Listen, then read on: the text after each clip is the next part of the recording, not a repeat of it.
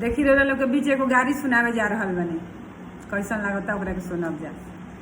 अरे कहिया के चलल तू बाड़ो ये तिल कहरू भेड़ुआ, कहिया के तू बाड़ो ये तिल कहरू भेड़ुआ, अब घरवा में चोरावा समइले, हाय सिया राम के भजो, अब घरवा में चोरावा समइले, हाय सिया राम के भजो।